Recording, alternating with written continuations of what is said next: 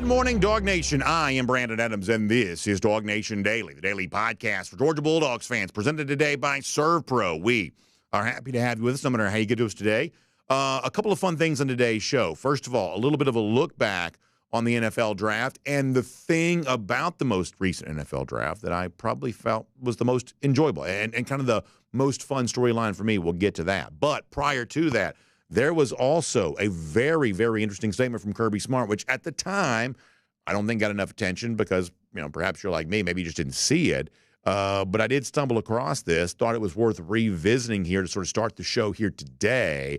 I think you'll think this is pretty fun. It's, in one respect, just sort of a, kind of a lighthearted, fun topic. But in another respect, also kind of an interesting look at kind of what makes Georgia, Georgia. In this time of year, we always love doing stuff like that. It's also Connor Riley here today, recapping some of the big news as of late, including some of the NFL draft storylines we did not get a chance to hit on yesterday's show. And there's also a really, really important, I think, story emerging with college athletics at large that needs to be discussed. We're going to try to do our part to make this as interesting as we possibly can without also veering into territory that's probably a little dangerous for us. But at some point in time, we may need to just tell the full truth about all of this. But that day is probably not today.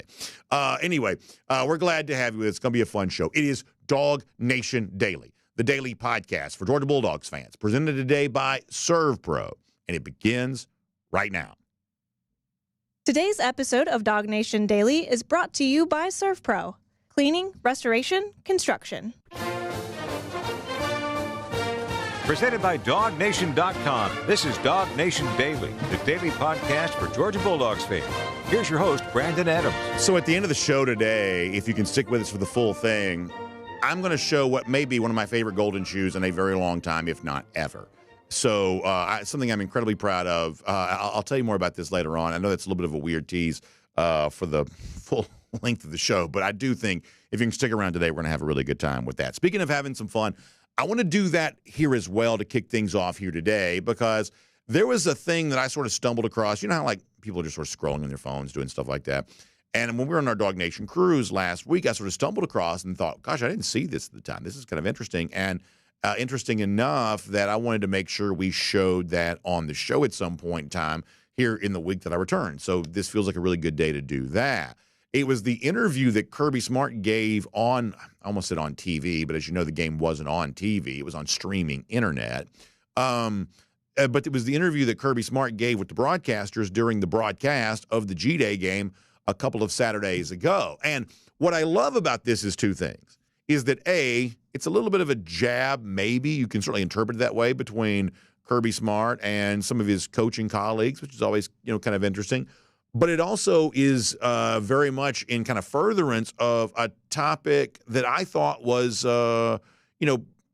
pretty interesting leading into G-Day there as well, about stuff that we liked about G-Day that made G-Day different from other spring games. And it's always kind of fun when something that Kirby says reflects something that we've been saying for a while around here on the show. So I thought that was sort of very fertile soil for discussion for us here today. Kirby Smart sort of talking about what makes the Georgia spring game, which we call G-Day, different from a lot of others and a lot of other coaches who seem to favor, pie eating contests or, two-hand touch or Red Rover or whatever it is they're playing here these days. Kirby Smart seems to like his brand of the sport a lot better than some of the other brands of the sport that are out there right now. This is Kirby Smart. You may have missed this. I did. I wanted to give this to you. Kind of a fun little subtle dig at some of the other coaches. Take a listen and see if you feel it's that way. Healthy. Number one thing is healthy. Guys got to compete, put on a show for the fans. We still like to play football around here in the spring, so when we get a chance to play football, we want to play football. Proud of the guys for competing. So don't you love that? And I love this for two reasons. Thing number one is, how much time sort of leading into G-Day did we spend talking about that very idea? That at Georgia, they like putting on a show for the fans. That G-Day still sort of feels like a football game. Now, it's not actually a football game and that you're not playing another opponent. The stakes are still relatively low, even if you're kind of competing for what is the beanie weenies or the steak dinner. There are some stakes, and ironically enough, the stakes are steak. But while there are some stakes, they're not very high stakes. So we don't try to make this more than it is. It's not a real football game.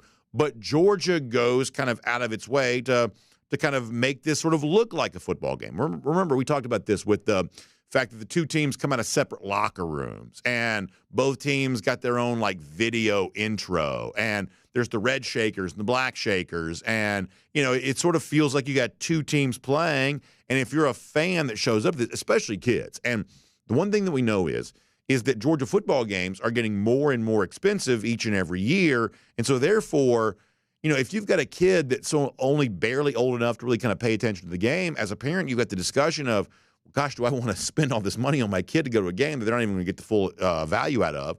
Or if it's one of these crazy intense atmospheres, which as adults we really like, but if you're kids, you're like, I don't know, there's a lot of adults yelling in one place here. I'm not really quite so sure how I feel about that. So sometimes like the game day environment is not always the best place for young kids for a million different reasons, but it's a great place for young kids there on G Day. So therefore, the more that you kind of put on a sort of a football oriented show for G Day, the more it just sort of benefits the fans who are there. Many of them young fans who perhaps don't get to come to as many games during the year. And as we said going into it, listen, I don't know how much longer all of this is going to last around college football. At some point in time, the NCAA, anything that coaches don't seem to like, eventually the NCAA just bans, but as a convenience to the coaches. Maybe one of these days in the future, spring games will just be banned. They won't be allowed anymore for whatever reason they choose to make up. But for now, the fact that Georgia still has a spring game, a couple of weeks ago we all saw this, that really looked and closely approximated real football, it is a good show for the fans. And on the broadcast there that I saw this past week, but obviously took place a couple Saturdays ago, the fact that Kirby remarked about that, I thought that was, kind of a nice thing. Now, the next thing that I think that you got to like about this is there's a way of interpreting this that sort of feels a little bit like a dig, right? Like a little bit of a jab at some of the other coaches that around here we don't like very much. Maybe most prominently, you got Lane Kiffin, right? Because we showed you that photo that, if you watch on video, the way they had the field lined off for the Ole Miss spring game the other day, where they had the two end zones like 50 yards apart. It looked like Arena Football League, right? And they got, you had Joey Chestnut and the hot dog eating contest and all the nonsense around all of that. But it wasn't just the Ole Miss spring game where those things were true. Ohio State's spring game was played on Fox. This was real TV because that's what the Big Ten media partner chooses to do for its teams. The Ohio State spring game was on real TV, but they weren't doing real tackling. They were basically playing two-hand touch. You got Alabama, who's got like the obscure scoring system where it's this and it's that. You have at Auburn where I guess the defense starts off winning 27-0, and the offense tries to come back and take the lead. At Georgia, it starts off 0-0. And Kirby Smart says this is real football. And around here, we like real football. And I like the fact that Kirby Smart says that. I also like the fact that Georgia playing, quote-unquote, real football for its spring game kind of gets noticed. I think that's good because, leading into G-Day, we said, I'm not really quite so sure that, this necessarily makes Georgia better, but it does make it more enjoyable. However, when you hear Kirby Smart talking the way that he's talking there, all of a sudden maybe you do start to wonder, well, maybe this approach to spring, maybe it does make Georgia better as a team based on the adage, and I kind of say this a lot, that how you do anything is how you do everything. And so the fact that Georgia approaches the spring game as real football with a love for, as Kirby Smart describes it, real football, because that's how Georgia approaches each and every day. There's something from a football standpoint that can be done to make yourself better, and G-Day would be no different than any of the other 364 days on the calendar. Well, just to kind of keep this conversation going, it's kind of nice to know that some of this is also being noticed by outsiders there as well, because the place that I actually saw this clip was from a guy named Brad Powers. Now, Brad's not super famous necessarily. He has a fairly large social media following, but not necessarily a super famous guy. But I would say he's probably one of the foremost gambling experts who is out there. And not everybody cares about gambling, but Brad's analysis is, I think, pretty interesting because of the work that he puts into it. And unlike a lot of gambling guys, which if you're being honest, they have a little bit of a hard time being conversational. They're sort of into their numbers so much that everything they say sort of sounds like it was sort of spit out by a Star Wars droid. Brad, to me, is a little bit more of a conversational type guy. So that I would say of all like the gambling experts that are out there right now, Brad is among the ones I would sort of find to be the most interesting. And one of the things that he's been doing on social media the last couple of weeks is going through and rewatching a lot of these spring games and sort of sharing some thoughts about those spring games. And in sharing some thoughts about Georgia, he also kind of included that clip there of Kirby Smart we just heard a moment ago. But I want to read to you what this gambling expert also says about UGA, because this is one of the coolest compliments that any program can ever get. And I just thought this was kind of interesting. I saw this last week. I thought this is worth at least talking about for a couple of minutes on the show here today. So gambling expert Brad Powers, and if you're watching on video, the picture you see there is not him. That is Roy Scheider from Jaws. But nonetheless, that's his avatar on the X platform. Brad Powers says that Georgia's G-Day was the most competitive and highest quality spring game I've ever watched. Now, isn't that a cool compliment there from a guy whose entire social media feed right now is filled with notes about rewatching some of these spring games? But about Georgia and G-Day, Brad says, this is the most competitive and highest quality spring game I've ever watched. Like movie posters, things like that. That's a very good kind of pull quote to put right there in the movie poster if you want to sell the rewatch of G-Day on YouTube or something like that. That is a pretty good. That's like Peter Travers from Rolling Stone or something like that. That's one of those quotes that could certainly help sell G-Day as something to go back and rewatch there. And it's a nice compliment. I'm glad he noticed that. I'll also give you a couple of his other notes here.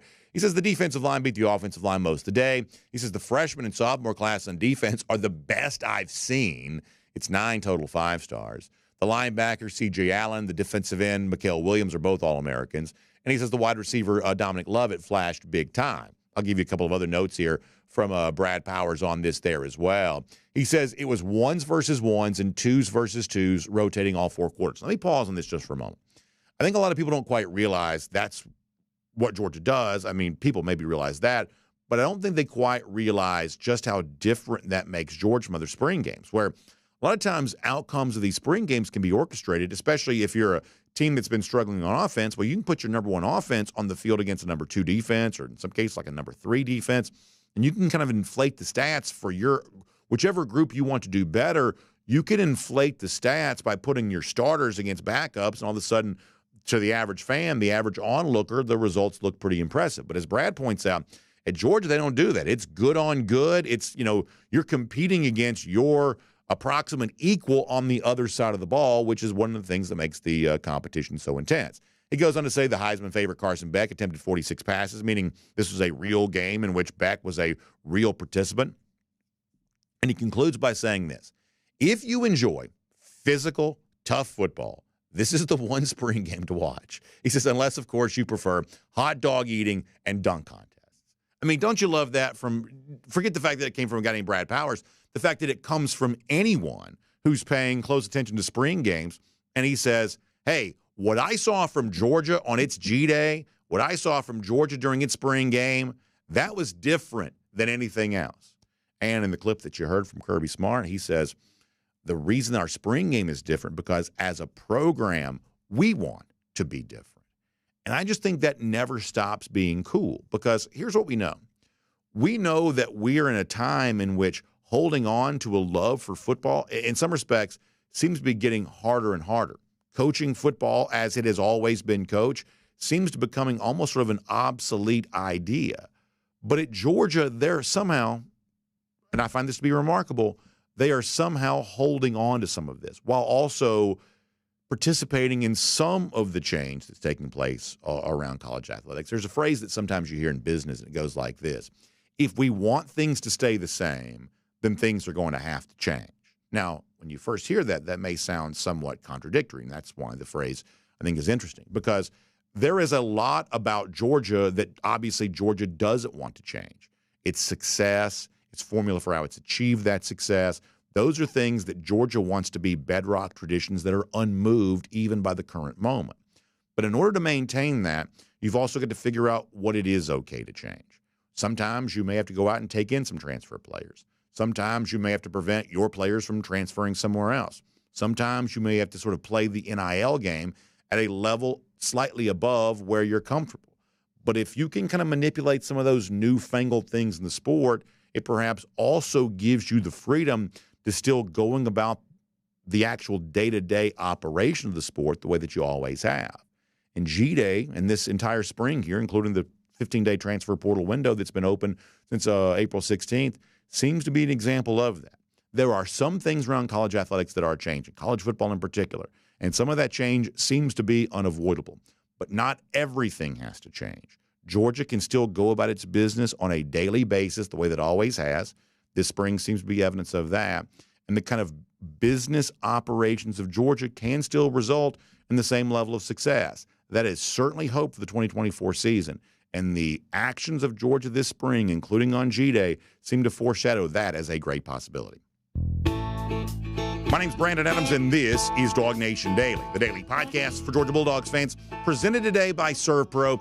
We are happy to have you with us, no matter how you get to us, live across video platforms, 10 a.m., radio, Athens Sports Radio, 960 Ref, podcast, wherever you find them. Just really, really happy to have you. You know, folks continue to be very loyal to us there on our podcast platforms. We certainly appreciate that. Long-time folks, the people who've been with us for the longest ever, probably kind of tune in there on the Apple platform each and every day. I appreciate that. Spotify has been a growing podcast platform. It's actually been really fun to watch that grow as a platform. I think it's a really good user experience for most people who've given that a try. And we're just thankful, whichever podcast platform you use. We're just including checking out the DawgNation homepage.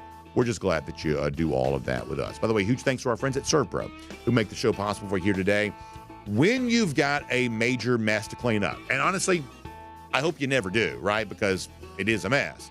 But if you own property, the chances of at some point in time, that property having some sort of thing happen to it, fire breaks out, hopefully not, but it could. Big water, main break, or, I don't know, leaky roof that creates a whole bunch of damage, whatever else. It's like if you own your home long enough, something's going to happen. If you have a building where you have a business, something's going to happen. Things just sort of happen. And when something happens, you want all of that mess cleaned up like it never even happened. This is where ServPro steps in, because ServPro has what they love to call, and I love this phrase, they have restoration specialists. And when you want your property restored, you want it restored by a specialist, someone who knows how to get this done. That's what ServPro can do for you. They literally can put it all back together and clean it all up like it never even happened. It's a bold claim, but it's one they're able to make because of the expertise they've gained. And so I want you to check them out online, servpro.com, S-E-R-V, servpro.com for more on that. Each and every ServPro franchise, independently owned and operated. I always tell you that because of my belief that when you're talking about someone whose business is your happiness, they are just as invested in a positive outcome for you as you are for yourself. I love that. So find the restoration specialist of ServPro online at servpro.com. Once again, S-E-R-V, servpro.com for more on that. All right, we're about to have a very interesting conversation with Connor Riley because Connor last week was sort of selected as our DawgNation designated survivor. We were all on board Allure of the Seas, having a great time. And if some calamity had befallen us while we were in the Caribbean, you go out doing what you love, me in the Caribbean there, enjoying all of that. But if something had happened to us, Connor would be left over to sort of repopulate DawgNation, and he would have basically, had the site to himself at that point in time. But the point is, he did hang back, covered the draft for us, transfer portal craziness, Jaden Rashada wildness. He covered all of that. And so in a moment, we're going to kind of recap a lot of things that have been happening, including some stuff related to the NFL draft. But prior to Connor coming on, I want to take a moment here to go around the doghouse here today. And I want to tell you the one thing about the NFL draft from a Georgia perspective that I found to be the most interesting. Everybody's got their own favorite way to sort of slice and dice just how successful Georgia has been, Kirby Smart as the Georgia coach has been, at populating NFL rosters with former Georgia players. You can cite the fact that, and some of y'all know these numbers better than I do, Kirby Smart now has more first-round picks than losses. Is that right? That Kirby Smart has, somebody was sharing this stat a little earlier, far more draft picks in his first, eight years being a coach than anybody. Like, there's so many different ways to sort of slice all of this up. But to me, one of the things that perhaps sort of feels the most interesting is that, the Philadelphia Eagles, who, made a big deal. We've played you the clips of Howie Roseman talking about this, and we've obviously had some fun with this. The Philadelphia Eagles made a big part of their organizational personality the fact that they sought out Georgia players in the draft, especially on defense. Nolan Smith and Kobe Dean and Jordan Davis, and kind of on and on we could go. Obviously, Kendall Milton getting a chance to go to Philadelphia as an undrafted free agent. We think he's got a bright future there and has a real chance of making a lot more noise than a typical undrafted free agent could do, just because of how good and healthy Milton looked at the end of his Georgia career. And obviously the fact that we know the Eagles are going to give him a fair shake there, so we think that's really cool. And the Eagles have been well known for their love of Georgia Bulldogs. But now you start to think, well, there are other NFL teams that also seem to be rivaling Philadelphia and sort of seeking out Georgia Bulldogs. And the latest one of these is the Green Bay Packers, who, when they selected Javon Bullard in the second round, Bullard becomes, the fourth former Dog drafted by the Packers in the last 4 years, all of them, kind of early round type draft picks. I'll show you a nice little, Georgia football obviously kind of celebrated this on X the other day, saying Green Bay loves the Dogs. When Bullard got drafted, there was even a reference on the NFL Network broadcast of, hey, the Eagles better be careful because the Packers suddenly are starting to draft as many former Georgia players as the Eagles did. And I find that to be really fascinating, that all of a sudden now you've got multiple NFL teams that are sort of thought to be favoring Georgia over any other. None of those the Falcons, by the way, but that's a different story for a different day. You got the Eagles, you got the Packers. The Steelers aren't too far behind on all that either, that you've got this really interesting scenario where there are multiple NFL teams that seem to put a little bit of an extra check in a box next to a player who went to Georgia. And I find that to be really compelling. And obviously, as we said yesterday, all of this perhaps setting up for a 2025 NFL draft where, things could certainly feel like they did a couple of years ago. Georgia may be set up for at least 3 first-round picks, if not 4, and then an overall draft total that's, perhaps as good as anything Georgia's done, including the record-setting performance there in the 2022 NFL draft. And you don't get to that unless a lot of NFL teams seem to really value your players.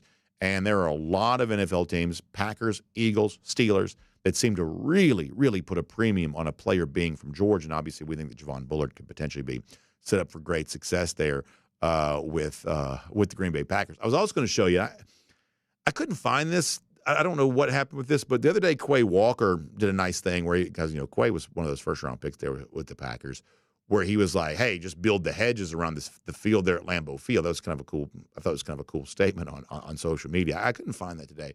I was going to show that to you, but nice to see not only the Packers drafting so many former Georgia players, but a lot of those former Dogs in Green Bay, Stokes and Walker, and they seem to be having a really good time with all this there as well. So I think that's all really good stuff, and that is Around the Doghouse here today on DawgNation Daily, presented by ServPro. Now, that is obviously not anywhere close to the only draft story involving the Georgia Bulldogs. So for the guy who I think probably covers all of this better than anyone could, and also the other news that's been going on with Georgia as of late, busy man here these days.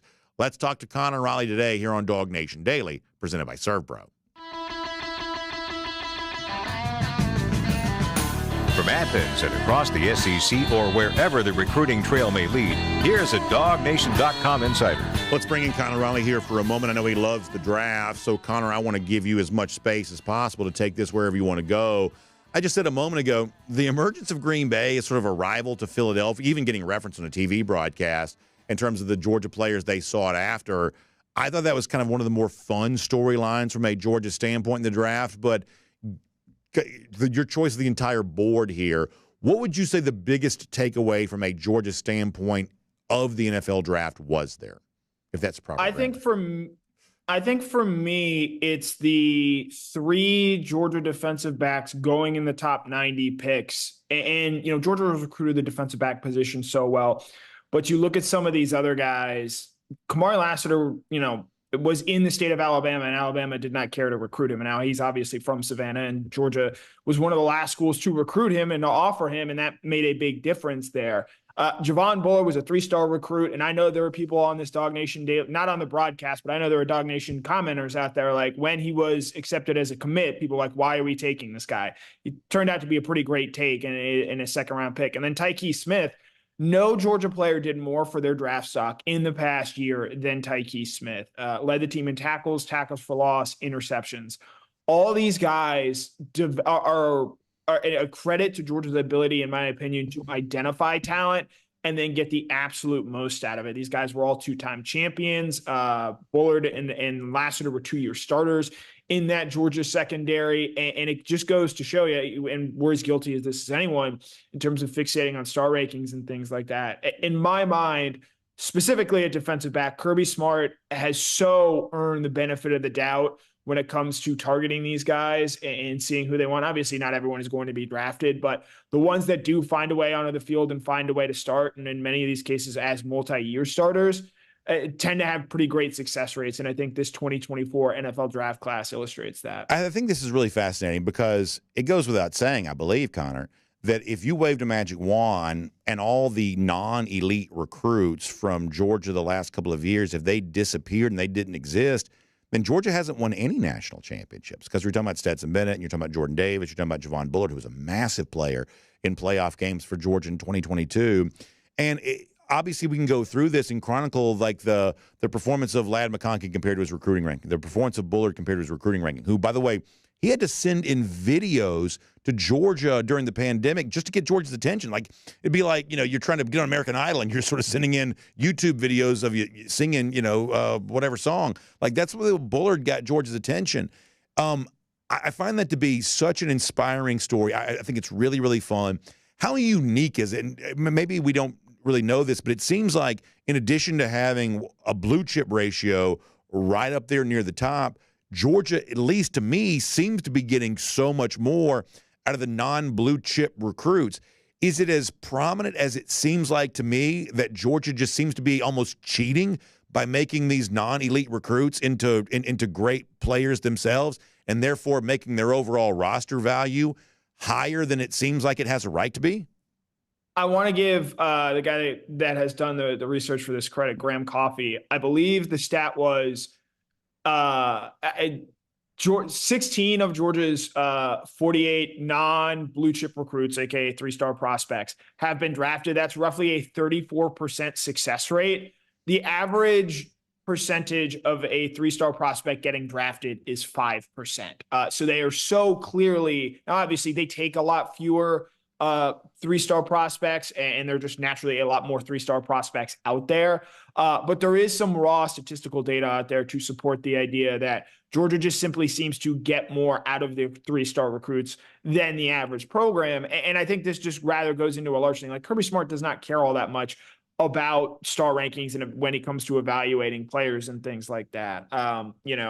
Nyland Green was a higher ranked recruit than Kamari Lassiter was, but Kamari was so obviously a better player in his time at Georgia that it sort of just worked out that way. And the big thing is, I think once Georgia decides to pursue you and sees you as a good enough prospect to come into their doors, if you're cut out for this program, and they readily admit not everyone is, it can be a little bit like walking into Buc-ee's, sometimes overwhelming to some people. But if you're able to sort of navigate it and figure it out and have a routine to get in and around there, I think you have an understanding of why people come out of this program so happy, and why other NFL franchises are so excited to walk in and see what this Georgia program has on a year in, year out basis. So I think I've been pretty clear about this. I don't follow the NFL that closely. I sort of float in January, start watching the playoffs, and come up with like very bold opinions about a lot of stuff based on a very little bit of information, which maybe makes me not all that different than other people there as well. But when Brock Bowers got drafted by the Raiders of the night,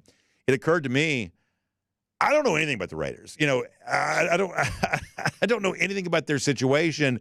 It seems like there's some chatter out there about this, being sort of a weird fit, or, obviously I think Bowers is good for the Raiders, but are the Raiders good for Bowers? So I think if you, and again, I follow the NFL draft closely, and there are people saying, oh, their quarterback situation. Well, look, you can't kill the Falcons, who deserve to be killed for what they did in taking Michael Penix at 8. And you can't kill the Broncos for somehow taking Bo Nix at the number 12 overall pick.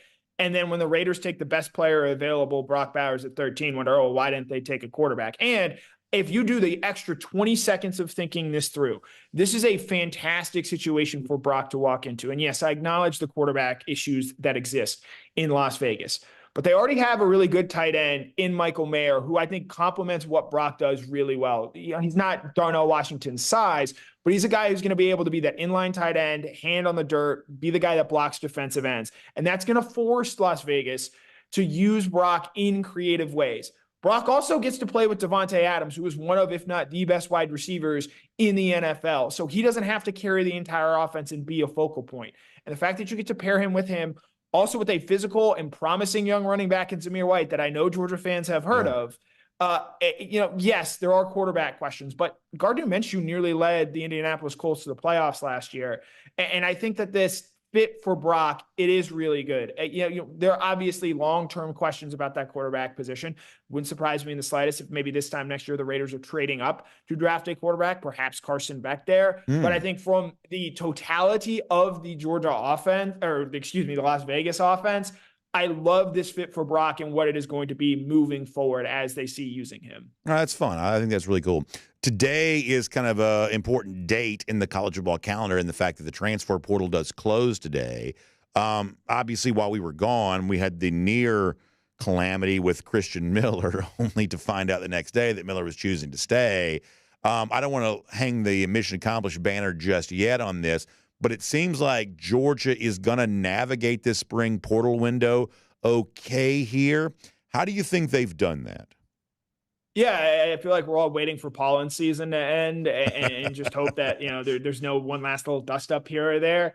There were a lot of national media people that were promising portal chaos in the spring, and that's just flatly not been the case. I think you look at a lot of the major programs, more often than not, they've been able to retain their top players. And I do maybe wonder going forward, and I'm a proponent of this, going to just one transfer window in January.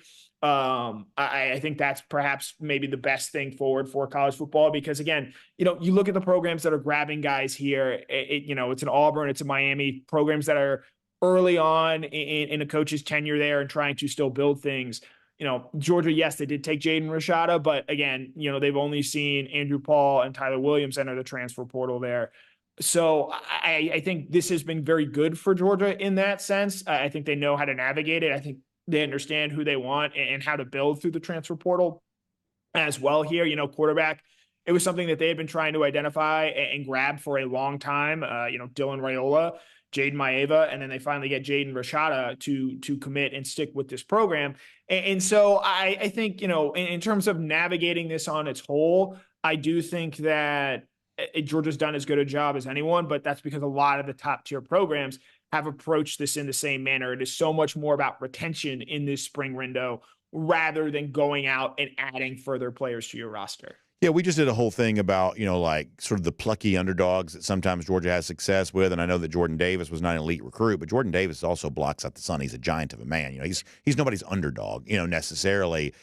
I just think it's really important to understand that when it comes to the defensive line, keeping Christen Miller here in particular, that it's all really good to be all about football and all about players who want to love football. And if you're not all in, you're all out. Like that is all really good in some cases. But when it comes to having defensive linemen, I just sort of believe that you've got to be somewhat willing to play the game.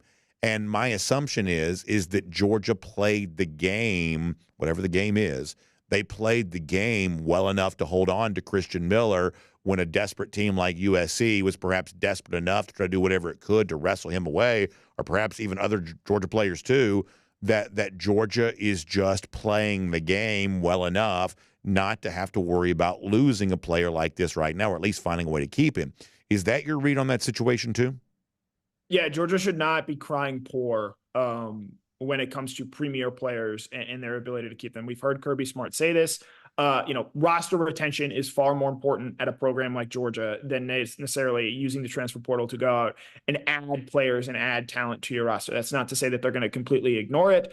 I think Kirby Smart, that 2022 team that didn't have any transfers, I think he realized that might set a dangerous precedent for Georgia, especially when you factor in that they're losing 23, 24 guys on a yearly basis from the previous year. That's nearly a third of your roster turning over every single year. And that's really tough to maintain, especially on a spot like the defensive line, whereas we saw last year, if you don't have the requisite number of bodies, and they didn't a season ago, it becomes really hard to be dominant there. So much of Georgia's dominance on the defensive line, yes, it's because they had first-round picks and guys like Devontae Wyatt, Trayvon Walker, Jalen Carter, et cetera. but they were also super deep at that position as well. And they just weren't a season ago, in part because of some, recruiting and the difficulties that come with doing that. And that's why keeping a guy like Christen Miller, it is so important. I think there are expectations for him going into this season where, no one's expecting him to be Jalen Carter, but can he be a guy that takes another step forward, is an impact player for Georgia, and is able to go out there and do things? So you said this as well on other platforms, specifically when it comes to recruiting along the lines of scrimmage. Elijah Griffith, Justice Terry, those are guys you have to shell out a little more than perhaps you feel comfortable doing so from an NIL standpoint. They're worth it because there are just a finite number of those guys. Whereas, you look at some of the other positions, quarterback, running back, defensive back, those do seem to be a little bit more plentiful. And so Georgia going forward, I think they know that if there are other challengers out there for them, for these players, they're going to have to do what it takes to keep them. And Miller, in my opinion, was a big enough player that was worth fighting for and worth keeping. And perhaps that's a lesson learned from the Bear Alexander situation a season ago. And while Georgia was perhaps not all that sad to see Alexander go, I do think that Georgia's defensive line is probably better with him on it last year than it was without him. I think you're probably right about that. So I feel that way, so much so that I'll say this. We've seen a lot happen since you and I last spoke. Georgia brought in Jaden Rashada. We'll talk more about that in a moment. They had 5 players taking the first 2 rounds of the NFL draft. That was obviously a big deal. But Miller not transferring, I think, is the biggest thing to happen for Georgia football over the course of the last week. Do you agree with that? For how it impacts the 2024 season, absolutely. Look, there's a lot of interest, spotlight around this Georgia defensive line entering this season. They were good last season in a lot of ways, but they were not elite. And I don't think Kirby Smart would quibble with that. And to get back to where they were, at least with how we've seen Georgia build, they need to be elite. They only had one defender in the front 7 taken in this year's draft. That was Zion Logue with pick number 197. That leads me to believe that the NFL just did not view Georgia's front 7 from a talent perspective as good as it was a season ago. And you can say, oh, well, if JDJ goes pro, if Small goes pro, perhaps those guys get drafted. Yeah. There's a reason those guys, Nat Stackhouse, Warren Brinson, didn't go pro this year. And so because of that, I think Georgia needs defensive linemen, and it needs its front 7 to, quite frankly, just be more impactful this season. And as we've seen before, as I said a moment ago, Georgia's biggest strength was its strength in numbers on the defensive line, its ability to overwhelm you over the course of 4 quarters. You think back to that iconic Tennessee game in 2022.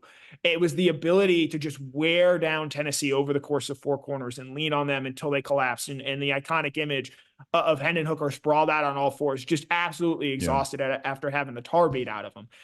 One of the defining images of that 2022 team, and it's because they were rotating so many guys and had such great depth there on the defensive line. They have, I think, the requisite body count, and that's why keeping Miller was so important there. The question now becomes, okay, does Christen Miller take a step forward? Does Jordan Hall take a step forward? What do we see out of Xavier McLeod this year? What do Warren Brinson and Nat Stackhouse, when they're not being asked to do as much, perhaps give you this fall? Tyrion Ingram-Dawkins coming off the foot injury. Is he able to be an every down contributor? Can Gabe Harris build off what he did there in the spring game? So they have the bodies there, and I think that's perhaps the biggest reason of keeping Miller was so important. Now the next step is, okay, you've got the right number of bodies. How do we go about getting the most and maximizing the most number of output and snaps out of these guys? Yeah, I'll go so far as to say this. You mentioned Barry Alexander. Now, you may disagree with this, and if you do, I want you to speak up about it. But, I think that Barry Alexander was an elite interior pass rusher, and I think that was missed on this Georgia team here in 2023. However, and this is the part you may disagree with, on a per-play down-to-down basis, I'm not quite so sure that Christen Miller isn't more valuable for Georgia than what Alexander could be. The top-end performance of Alexander is probably better, but the sort of per-play value of Miller, I think, might be a little bit higher. Do you agree with that, as at least potentially being true? I see the line of thinking there, and I think it's fair to say Barry Alexander, in my opinion, is not at this point like a great down-by-down run stopper. I think his strength comes as an interior pass rusher. And Georgia just needed to be better against the run last season, and they weren't. And I think you look late in that game against Alabama, Alabama was able to get a lot of third and short, third and manageable situations. Well, if they're not able to run the ball as well in those first and second downs, because Georgia is clogging things up and they do have linebackers attacking, I think that's great going forward. Jalen Carter, in a lot of ways, I think is the exception to how Georgia wants to play with that interior defensive line. They want to take up space. and allow their linebackers to come up and make play, whereas Jalen Carter, because he's such a freak talent, was allowed to play a little bit differently. I think going forward, again, Christen Miller, he's not the penetrating one gap defender that Jalen Carter was, that Barry Alexander could potentially be. But I think his ability to occupy multiple blockers and have an impact in that regard and win with perhaps more physicality than speed is why I do somewhat agree with you that on a down by down basis, I think the retention of Miller is so important for Georgia moving into the 2024 season. All right, let's talk about Jaden Rashada. You've already called me out on social media for this. I got some bad information. What's his name? The kid that does all the graphics said he was going to visit on like the 29th or whatever. Come to find out that's not true. So I was sort of celebrating the fact that the Jaden Rashada stuff was not going to play out until after we got back from the DawgNation cruise. Could not have been more wrong about that. Not the first time, by the way. But ultimately, Rashada does land at Georgia. You just tell me what you think about all of this. I mean, to me, I find this to be endlessly fascinating. So I'm going to let you you obviously covered this all week long. So just sort of tell me what you think, and then we'll kind of take it from there. Yeah, it's a home run type swing, and I don't think there's a ton of downside here. Look, obviously Rashada's recruitment from Florida, super interesting. I'm sure that'll be covered in the many months ahead. Mm-hmm. But this is a guy who 2023 recruiting class where Georgia didn't take a quarterback because they went all in on Arch Manning and then just didn't feel the need to go out and get someone else. And I think because of that decision to go all in on Arch and think, hey, we don't need to take a quarterback, there's a reason following Georgia's quarterback plan going forward has been so convoluted. Wanting to take two in 2024, waiting as long as they did to lock in with Ryan Montgomery in 2025. All that I think sort of starts and stems back to not Dylan Raiola's decision, but actually the decision to go all in on Arch Manning. So in bringing in Rashada, I think you solidify that quarterback plan moving forward, where even if Carson Beck does move on, in all likelihood he will after this season, you have a spot where going forward, you can have 4 scholarship quarterbacks. Now, do all these guys stay? Probably not. But I think with Rashada, he's got the tools. And now he's coming into a program where, look, like he's going to have to compete and work his butt off. And I know there are a lot of people excited about what he might be able to bring in terms of where he was as a recruit. Gunnar Stockton's ahead of him, and he's got an edge. And Gunnar Stockton, for all he might not be, that guy is loved in the locker room. That guy is a competitor. I think you and I agree there's a little bit of Stetson Bennett in him, in that when the game lights are on, he's just better than perhaps he looks in a practice setting or in a less intense situation. And so, obviously, if all goes to plan this year with Jaden Rashada, he will not play a meaningful snap unless, Billy Napier is not coaching at Florida in that Georgia-Florida game and Kirby Smart wants to rub some salt in the wounds there in Jacksonville. But I think, again, the only way he does that if Billy Napier has already been fired, because I think Kirby and Billy are good friends. I think with Rashada, look, as I said, he's not playing a meaningful snap this year if everything goes to plan. And so this is a move going forward to build depth and potentially bring in a guy who is as talented as anyone in that quarterback room if he's able to buy into the Georgia system, learn the offense, and be willing to grow and compete. I think he knows that coming in. I think he understands better than almost anyone the negative impacts of chasing NIL. And so he wants to go out there and prove it. And with what we've seen from Carson Beck, with already the 2025 NFL draft hype, Carson Beck hype train starts now. I think he's seen the long-term benefits at a place like Georgia where there is a lot of stability. And I think that's the big word for me with Jaden Rashada. He brings some stability to Georgia in their quarterback room moving forward, and he finds some stability in a program that is going to try and develop him and ultimately potentially play him. I agree with so much of that. I don't think he probably makes the decision he's made unless he sees how it's playing out for Carson Beck. I think that's right. And the fact that Rashad is willing to make this choice, to me, speaks pretty well of his maturity, because that's one of the assumptions you're going to have to make here is, okay, a guy like this, what is Georgia getting when he was so famous for some of the NIL stuff? But I think the fact that he chooses Georgia, choosing the path of patience, would kind of speak to the idea that he's ready to be, a very mature football player and grow to be the best he can possibly be. So I'll say that for him on the positive, but I'm also going to be forced to admit here, I think there is still a lot of mystery about exactly how good of a player he is, and some of that's not his own fault. He started a couple of games to begin the season last year at Arizona State. He got hurt, came back, and that wasn't necessarily a great experience. To me, it was a little bit telling, I'm just being honest here, that Kenny Dillingham, hey, wished him well, go be great, when, when he, was kind of moving on away from Arizona State, sort of speaking to the idea that maybe both sides there thought maybe it was kind of time for a change of scenery. I think obviously there's a chance that Rashada lives up to all of the billing and ends up being a great quarterback. But part of the next couple of years for him, I think on the side of Georgia here is going to be determining really what kind of quarterback Rashada is as a very young guy thrust into a challenging situation at Arizona State. I think you can kind of only give that an incomplete. Yeah, in Arizona State, they had brought in another transfer quarterback who was probably going to be their starter to at least start the season.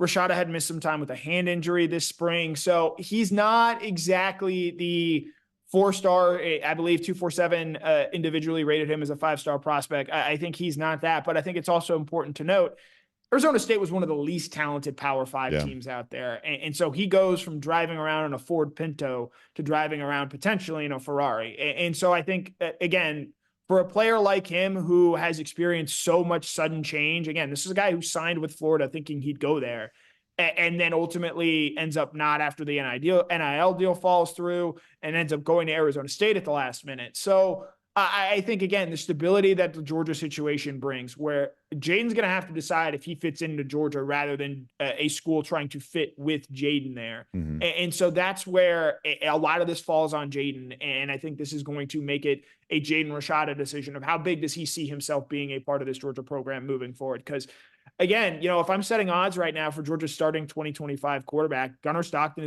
is still the favorite, in my opinion. Mm-hmm. And so Jaden's going to have to do a lot of work, and it's, a lot of it's going to be away from the spotlight.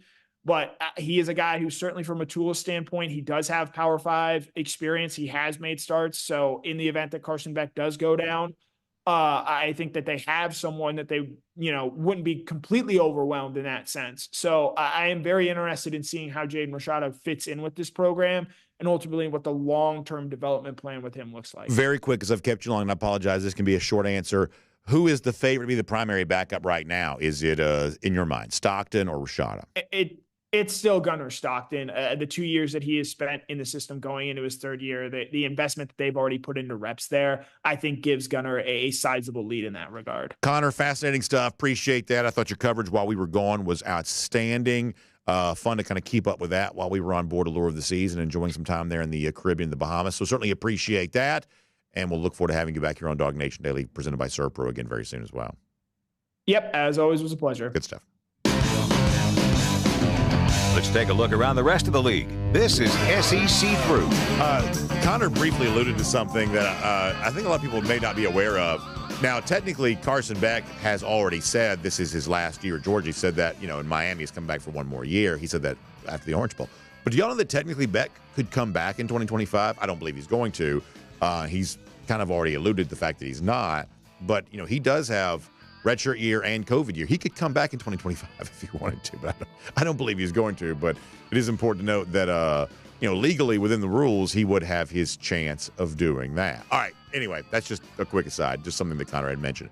How about cruising around the SEC courtesy of Royal Caribbean? And, man, we are still basking in the glow of what was an awesome DawgNation cruise. I told you earlier we've got a great Golden Shieldman giveaway later on. This in reference, obviously, to some of the great folks we had on board Allure of the Seas for our DawgNation cruise. And the one thing we kept hearing so much was just how enjoyable the experience on Allure of the Seas really was. I thought one of the things that made this year's DawgNation cruise better than any of the ones we've done in the past was the fact that we were able to expose people to the Oasis class of ships. And that's the various neighborhoods, right? That's the Boardwalk neighborhood. We've got the Aqua Theater show. And so many of us one night went out and saw the high diving show, and we kind of enjoyed all of that.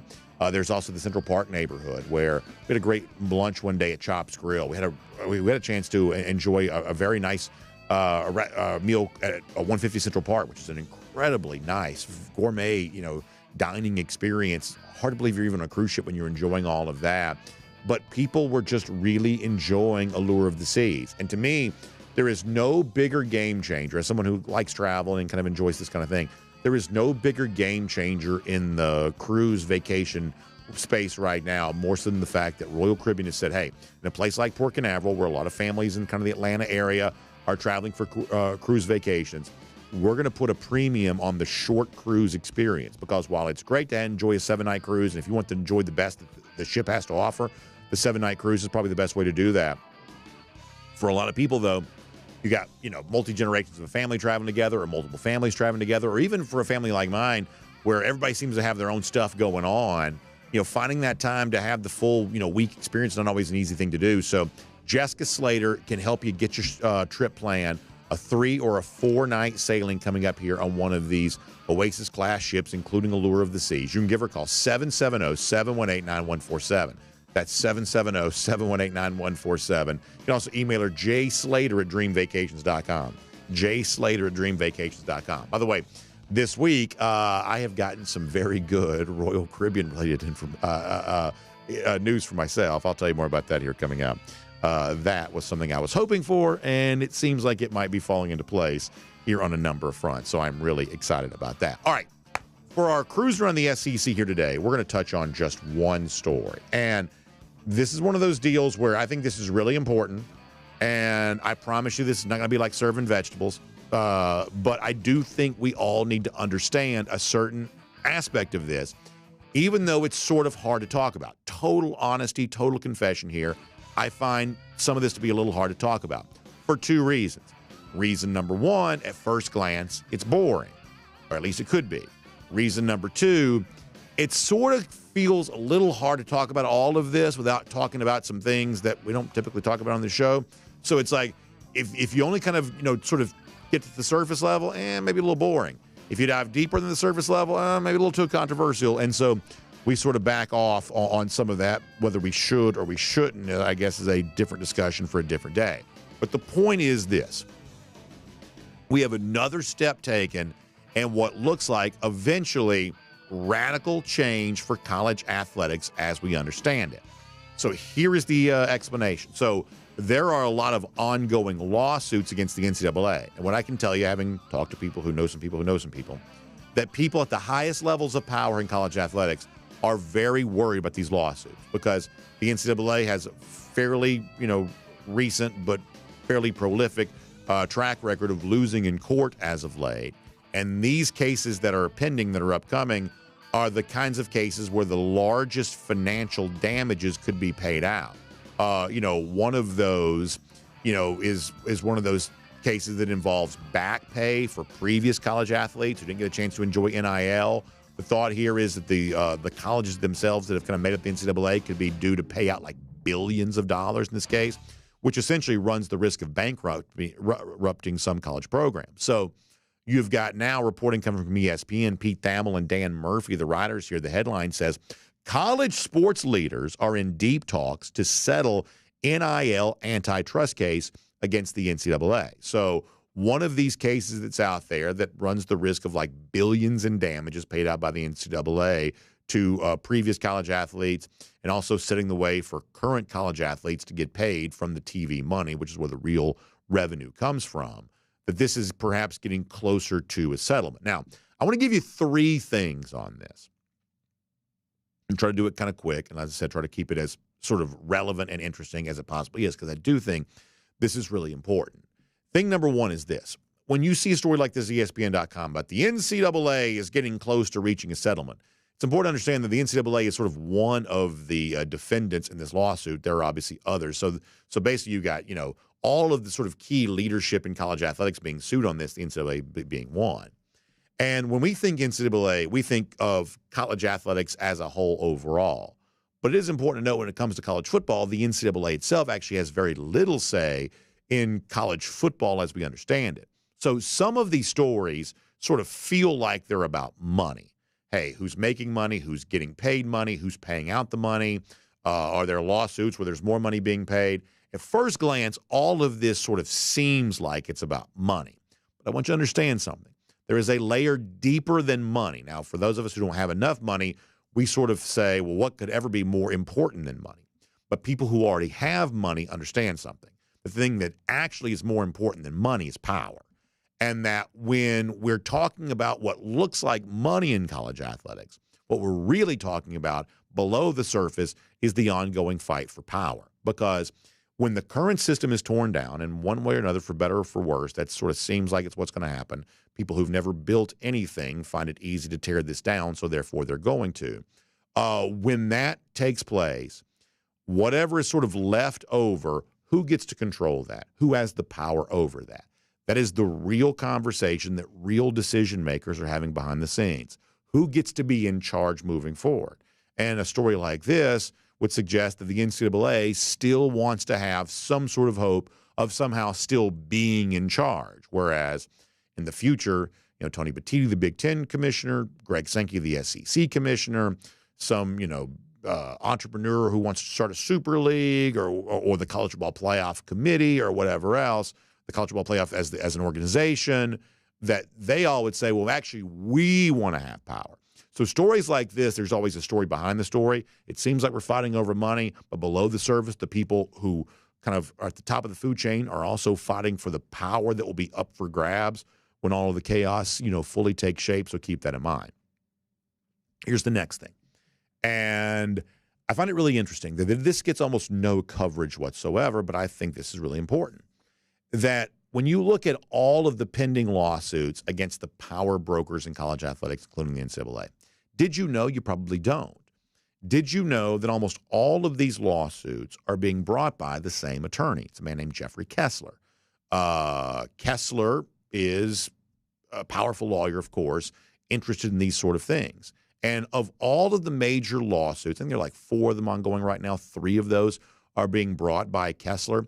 So you can make a case this man that you've never heard of, that you couldn't pick out of a lineup, is the single most influential man or person in college athletics here right now.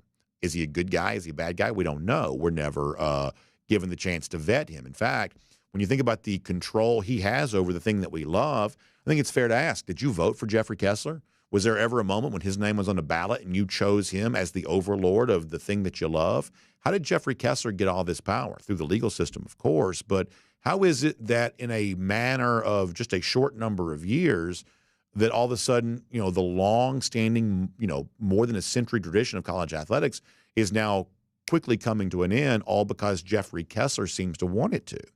I think it would probably be wise to find out more about who this Jeffrey Kessler is. And right now that's not really happening, but I do think him becoming more famous would be pretty important here because he is the man who clearly is influencing the future of college athletics more than anybody else, and somehow none of us have ever heard of him.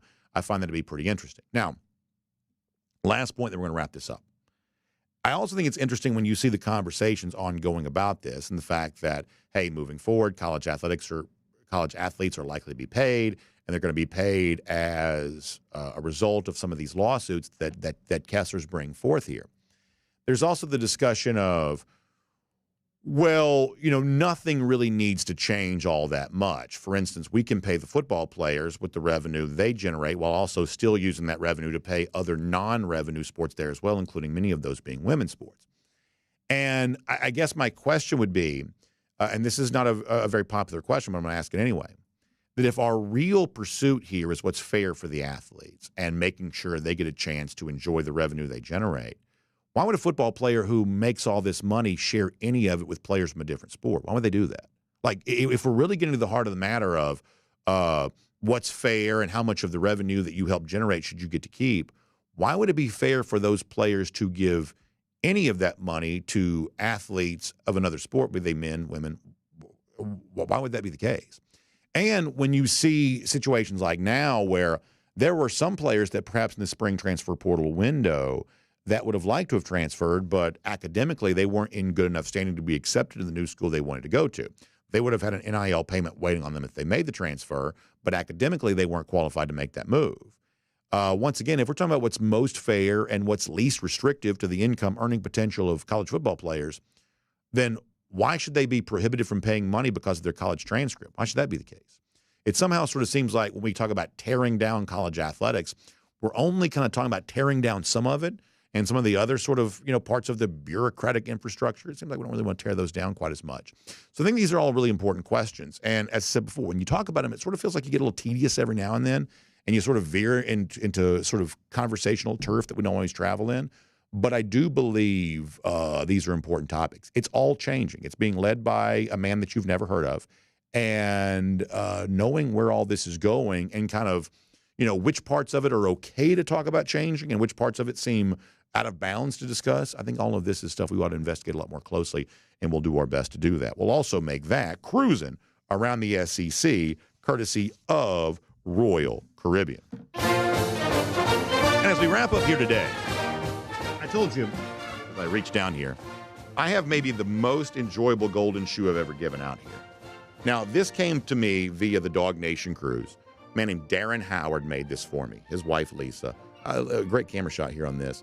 So he took the if you're listening to podcasts, I'll describe this to you. Sort of the style of a Georgia football helmet, the kind of thing that you'd see in major college football, and in kind of parody fashion here, has fashioned this with a DawgNation Daily logo. Now on the other side, you got the classic DawgNation logo. On this side, you've got the DawgNation Daily logo. Now y'all know, many of you do anyway, I'm a collector of memorabilia, things like that. When I saw this football helmet with the DawgNation Daily logo on it, can you imagine how happy that made me? Of course it did. This is one of the greatest things I've ever gotten. It really is. And there's so many other little special sort of touches and all of this. Like, I was blown away by this. Darren and Lisa are great people. And one of the things that our DawgNation cruise is so much fun because of the great people we get a chance to, to be with there.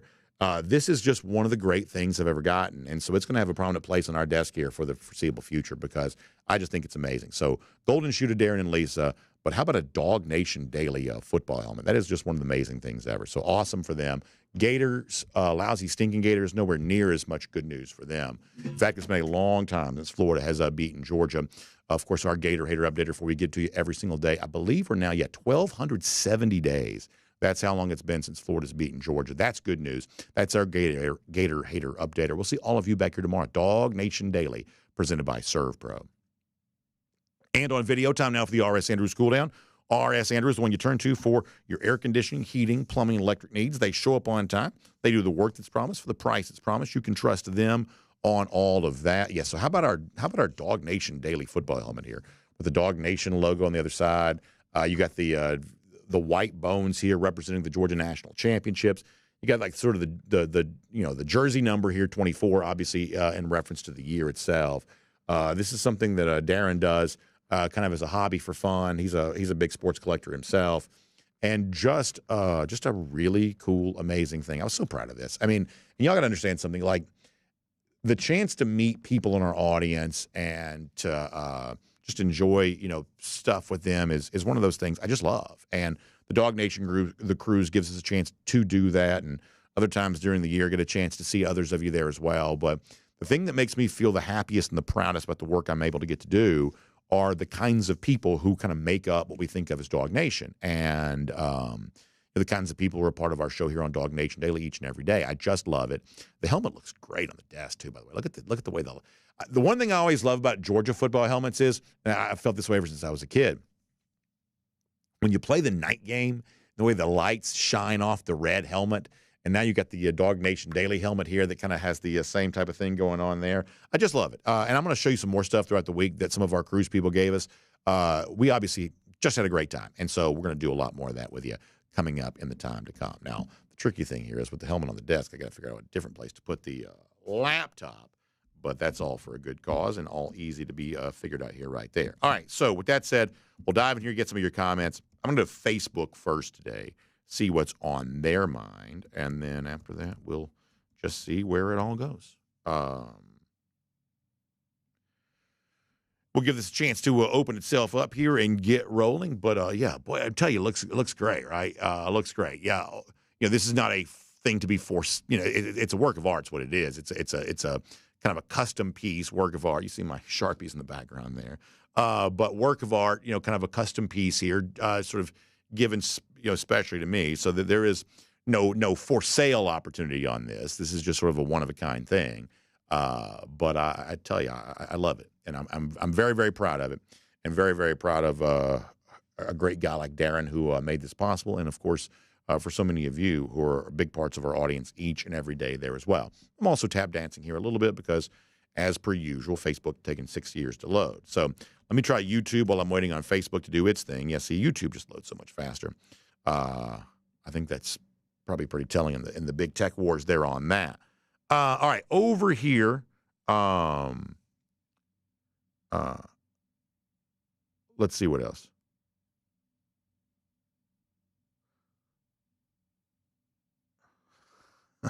Charles Ross says, as a Dog fan and a Washington fan, better not see Carter hoisting Jaden Daniels in the air anymore. Yeah, now it's an NFC East battle there on that. Yeah, that's pretty good. Crow King 123 likes the helmet here. You love to see that. How about G Grace? After all these years of G being with us here on this show, lets us know that he's rooting for Clemson in Atlanta. I want y'all to know that. Dabo is Bama bred and built, but Kirby was also born in Alabama. G, that's disappointing, right? I mean, it's like, not unexpected, but the fact that you'd go root for Clemson, that's disappointing, especially a team that beat you twice in national championship games. That's not a great look. That's not a great look. Let's see what else is going on here.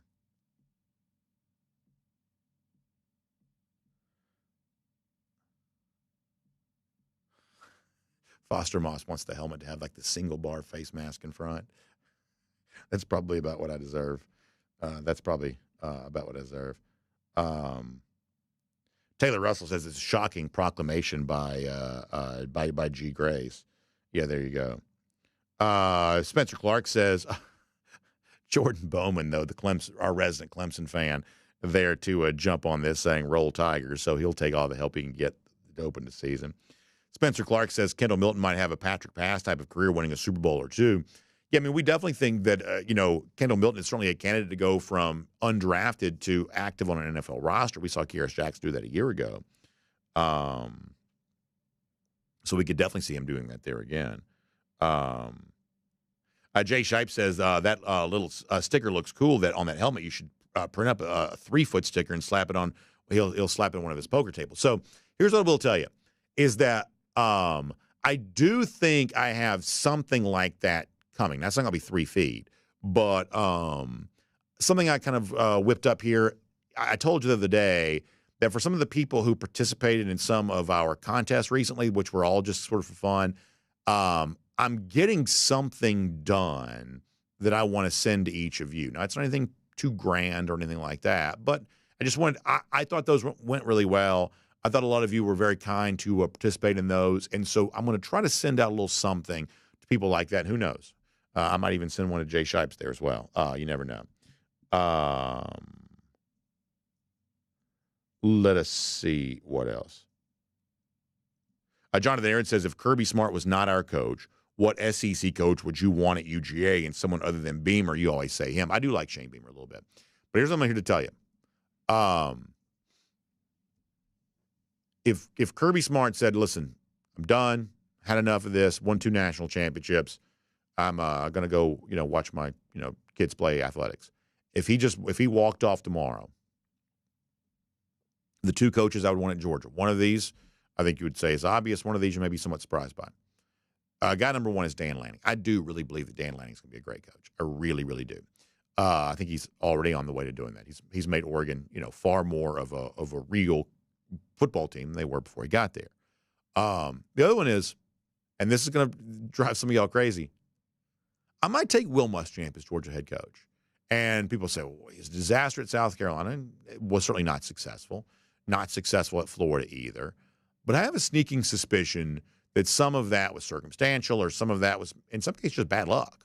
That if Georgia found itself in a pinch tomorrow, heaven forbid Kirby Smart were to get sick or something like that, but in your hypothetical situation, just for whatever reason, Georgia's coaching position was magically opened up. Of current coaches, the one I would most want to see Georgia hire would be Dan Lanning. That, to me, is the next great coach in college football. But if you really wanted to work on keeping Georgia, I'd have no problem with Will Muschamp being Georgia head coach.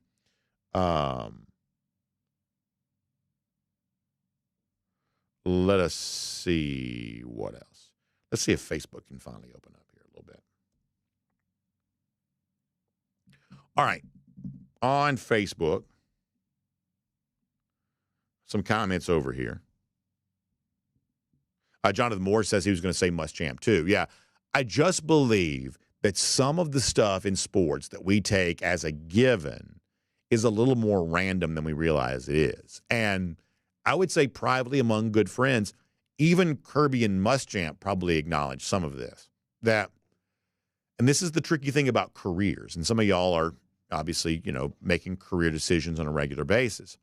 And nobody has control over how any of this plays out. There are some things within your control, but a lot of this is not within your control. Look at LeBron James. I've always sort of felt like, and this is the second NBA reference I've made on a video today, but if you look at LeBron James, he was always trying to manipulate and control his own career. I'm going to leave Cleveland and go to Miami. Oh, actually, that didn't work out, and I'm going to go back to Cleveland. Oh, actually, that didn't work. That's going to play it out. Now I'm going to go over to the Lakers. And I would say that some of the attempt that LeBron has made to control his own career has actually made him less successful than he would have been if he kind of operated a little bit more of a conventional methodology, I believe, anyway. And in the case of Kirby and Muschamp, both guys, I guess Muschamp a little older than Kirby, both guys were making career choices they thought was best for them. That, Muschamp goes and becomes like coach in waiting at Texas back when that was a thing. And then it gets a chance to sort of leave and become Florida head coach. Look, put the rivalry thing out of it. At the time that Muschamp did that, no one would turn down the chance to be head coach at Florida. They just wouldn't. Now, forget it's a Georgia guy going to Florida. Take the rivalry part out of it. We're talking about, just a profession right now. No one would have turned that down. And yet somehow it sort of set up Muschamp for a little bit of a career progression that ended up not quite equaling what he wanted to. But if you look at some of the stuff with quarterback there and some of the stuff with offensive coordinator there, you sort of think, well, gosh, if you just make a little bit of a different decision, or if it kind of just played out a little bit differently, maybe everything could have been different. Conversely, Kirby Smart, I'm sure had plenty of chances to take head coaching jobs. But there's also some thought, and I don't know how true this is, the rumor mill, who knows how true some of this kind of stuff is, but that Kirby would have liked to have gotten a couple of jobs that maybe he didn't get. What if Kirby had gotten one of those? Could he have been set up for like a little bit of a Will Muschamp type thing of, hey, smart coach, knows football, got the right values and whatever else, but in the wrong situation, it just doesn't quite add together. That we'll never know, what could have been in a situation like that. But I don't even believe that Kirby Smart thinks that he is somehow, he's been about 10 times more successful than Muschamp as a head coach, but I don't think that Kirby Smart believes he knows 10 times more about football than what Muschamp does. That some of this is just sort of a product of whatever circumstance you find yourself in. All right, let's see what else.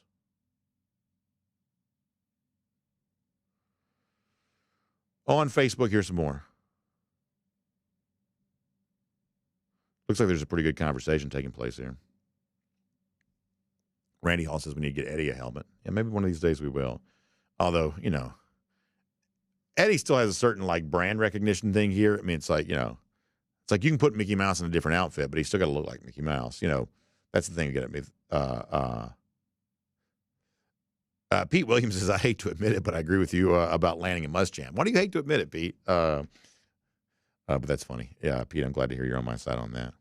And I do think that Lanning's going to be a really good coach. And the thing that one of the concerns that I have as a fan is that one of these days, because, look, I think eventually, even though, like, you can make a case right now that Oregon is set up to be, moving forward, the second best program in the Big Ten, probably Ohio State at the top.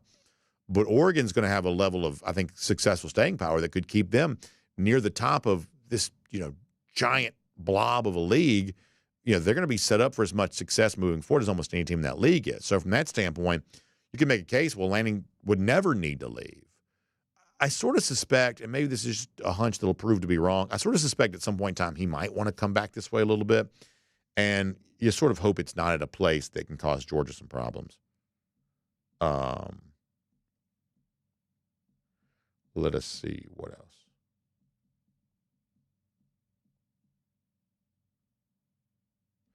Kyle Cummings, I think this is an important thing to point out. And I do believe this is really true.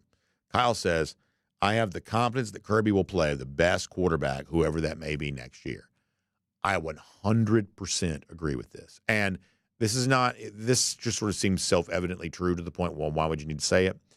But there is always this belief, or at least there has been, maybe to say it a better way, a slightly lingering belief that somehow Kirby Smart makes a coaching decision about quarterbacks related to something other than who is the absolute best in that situation.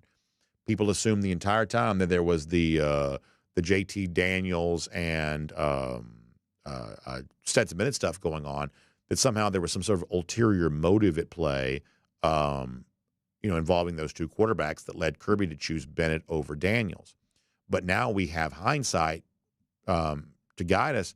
We realize that at no point in time since Kirby Smart made the choice to choose Bennett over Daniels has Daniels done anything, and I don't mean this to be disrespectful, it's just true. And it's important to say this because of what was said at the time. There's not been a moment since Kirby chose Bennett over Daniels where Daniels has made it seem like that was a bad choice. It just hasn't happened. And you can say some of the same stuff related to Jake Fromm and Justin Fields, where it always sort of seemed like, oh, well, Kirby's got his reasons for doing what he's doing, but this is like, what Occam's razor is. The simplest explanation is often, the correct one, which is it just really is true that Kirby thought Bennett was a better quarterback for Georgia, and he was. And that's just kind of the way that played out there. All right, let me go back to YouTube here for a moment. By the way, CNEOG giving a lot of love to Cody Chafins, who did a great job there on Friday. You love to see that. Let's see what else. It is kind of weird to have this angle to read the comments. So I love having the helmet on the desk. I'm going to have to figure out all the angles on stuff like this about how you take care of all of that. Jonathan Aaron says, let's just say that Kirby was hired at South Carolina or Georgia. Do you think he would have won 2 championships? South Carolina has not been as good a recruiting school as others. No, I don't. And once again, that's not to disrespect Kirby Smart. Do I believe that Kirby would have had great success at South Carolina compared to what that program typically does? Do I think that he could have been more successful than Steve Spurrier was, for instance? I do. Spurrier won the East in 2010. Could Kirby at South – this is kind of a fun thing to do. I hope you all think this is interesting because I do think this is interesting. If Kirby had chosen to go to South Carolina in 2016 because the Georgia job wasn't open, could he have won the East at South Carolina given how wide open the division was? I think he could have a couple of times probably. Could he have built South Carolina into a true national power? I don't quite think so. And I think this is one of the things that is really important to understand about Georgia's history with Kirby Smart and the sort of origin of all of this 93 K-Day. To me, 93 K-Day is a story about two things. It's a story about Kirby Smart's ambition, and it's a story about the passion that already existed within DawgNation. Kirby said, hey, I want 93,000 people to pack this stadium for G-Day. And fans came because Kirby Smart asked them to. Kirby Smart had big ambitions. Fans were ready to be challenged. But the Georgia fan base was already large enough and dedicated enough to give that to him. It's the same thing about the Notre Dame game in 2017. With all due respect to Kirby, who obviously we love, the packed house for Notre Dame in 2017 had very little to do with Kirby Smart. And it's really important to understand this. When Georgia went to South Bend, Indiana in September of 2017, Georgia was coming off of an 8-5 season. Notre Dame had won 4 games the previous year.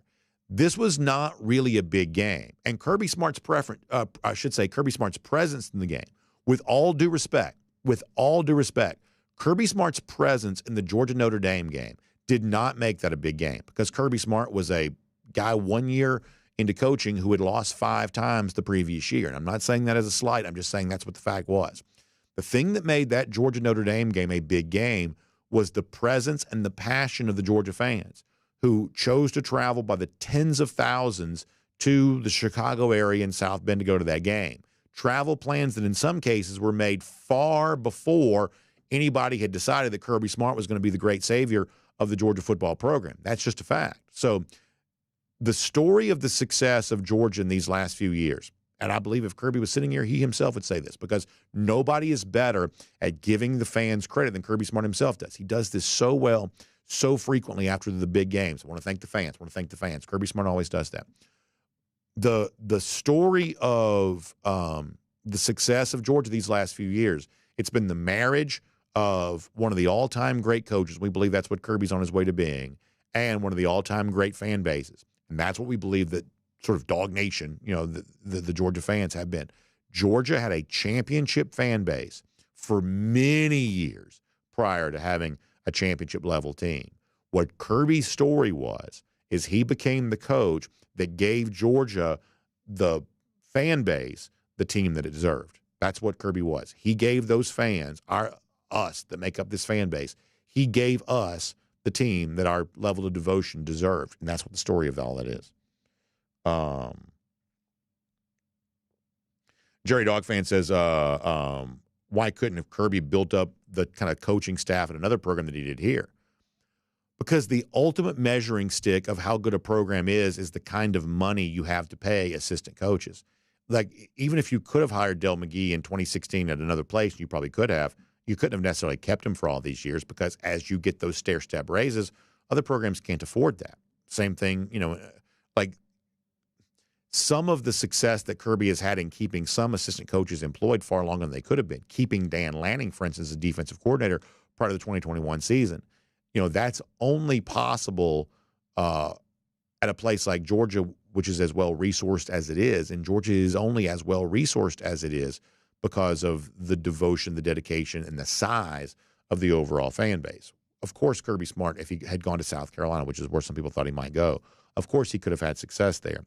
Would it have been what it's been at Georgia? I think it's zero chance. Zero chance. Let us see what else. We're going to get ready to go here in a second. Let me go back to DawgNation.com for a minute. I've got like 80 browsers open. Let me see if I can find DawgNation.com. I may have just lost it. All right, let's see if I can do this. Let me get back in here for a second. All right, DT says, that Notre Dame takeover was amazing. The juxtaposition of the red-clad Dogs and the green Irish, about 40% UGA, is unforgettable. Mad props to those in Dog Nation who made that trip. Yeah, one of my unforgettable sports memories it is. And actually, we did a fun thing on this with our Dog Nation cruise. We talked about Cody a minute ago. Cody helped put a video together for that we did for an event on the cruise we called Dog Nation Flashback. And it's fun to go back and relive that. It's really, really fun to go back and relive that. And that is an example of the fact that, for a long time, even when Georgia was going like 9-3 and 10-2 and things like that, when these sort of talking season lists would come out of the best jobs in college football, Georgia very frequently ranked as the number one job in college football, even though it was nowhere near the number one program. And that's not meant to disrespect anybody who was here at Georgia prior to Kirby Smart, but there was an incongruency between the level of success that Georgia was enjoying and the potential for success that Georgia had. And what happened in South Bend, Indiana, was the potential for success. It's the reason why, like not everybody wants to coach their alma mater. Not everybody wants to do that. Not everybody has the pull. We just saw Trev Alberts leave Nebraska to go be Texas A&M athletic director. That was his alma mater, but he said this is a better job. Kirby Smart's not just drawn to his alma mater. It just so happens through just sheer luck that Kirby's alma mater is also a passionate, just breeding ground for intense college football love. And so therefore, it's not just coaching at your alma mater. It also happens to be the place that you graduated is this incredible factory that has the potential to produce, football success. That's what was on display there in South Bend. Matt Rukavina says something I very much agree with. He says, apart from winning a national championship, that 2017 season was magical. Think about the road wins at Notre Dame, at Tennessee, the Rose Bowl, so many memories. Yeah. It'll always stand for me, and this may not be true for all of you, but for me, if the national championships are a 10, and of course they are, the Rose Bowl season's like a 9.5. It may be like a 9.75. It really is. And, the results kind of make sense on that. Georgia came within an eyelash of winning the national championship, and that season for me is like an eyelash away from being as enjoyable as the national championship seasons were. I really do. I just love it. I think about it almost as frequently as I think about the other stuff there too, because that was the year in which Georgia became nationally relevant, and that was a really, really, really fun thing. The college football playoff back then, that was year 4 of the college football playoff. I've always been a CFP fan. I don't love the CFP committee, but I have always kind of loved the college football playoff. And it was hard to watch the first 3 years knowing that Georgia really wasn't a major factor and really not a factor at all in being in a discussion for it. But when you got a chance to kind of be that year and actually make it and go to the Rose Bowl, something that Georgia had not done since the 1940s, you better believe. On my list of sporting memories, obviously the national championship seasons have their prominent place, but the Rose Bowl for me is not a full shelf below that. It's like, I don't know, like just tiny bit below that. Let's get a couple more comments. We're going to get out of here. Back on Facebook for another minute, and we'll get ready to roll.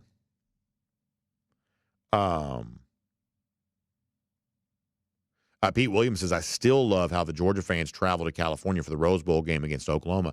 I do too, Pete. It's so much fun to think about because, it just felt like we were all so far from home, and we were. It just felt like, surreal is probably an overused word, but this Rose Bowl thing that I had only seen on TV and sort of assumed I would only see on TV, the kind of thing that just sort of felt like a foreign land to me, a foreign experience because the Rose Bowl had kind of always been, for the most part, Big Ten, Pac-10, back then, what became the Pac-12. And it was starting to kind of evolve. Obviously, the famous Texas-USC game was an example of that. But just the idea that there would be, huge swath of these Georgia fans and the Red Coat Band playing, its famous songs and all of that a part of a come-from-behind victory. I mean, the weird thing here is that you can make a case that the two best college football playoff semifinal games both involved Georgia, which I think is, I don't know if it means much, but it's kind of a cool thing. All right, we are getting ready to go. Anything else? Not on YouTube. How about back here? Miriam Corbin, great memories of the amazing season. It was amazing. Marshall Fleming also mentioning how much fun the whole trip was. If you got a chance to do the Cubs game that Friday night before the game against Notre Dame, or, bleary out on that Sunday morning going to the Falcons and Bears game. A lot of really fun memories, a lot of really, really good stuff. So, by the way, this is very reminiscent of some of the conversation we were having last week on the Dog Nation Cruise, which you all could have been there and been a part of it. And I'm very, very proud of this. I love that, right? Isn't that good stuff? All right, speaking of good stuff, our friends at R.S. Andrews make all of this possible. I found out we're going to get a chance to have lunch with Dari Perro here very soon. Looking forward to all of that. So, Dari's a great guy. R.S. Andrews is a great company. They're the ones you turn to for your air conditioning, heating, plumbing, and electric needs, including getting your air conditioning unit tuned back up to factory fresh specs. You can trust them on all of that. You want to stay cool and comfortable all spring and summer long. Make sure that I got to fix my padding here a little bit. My padding kind of came down a little bit. I got to fix that. You can trust them on all of that. They show up on time. They do the work that's promised. The price is promised. Keeping you cool and comfortable all spring and summer long. Trust R.S. Andrews on all of that. All right. Y'all have a great day. We'll see you back here tomorrow. DawgNation Daily, presented by ServPro. We will look forward to talking to you then.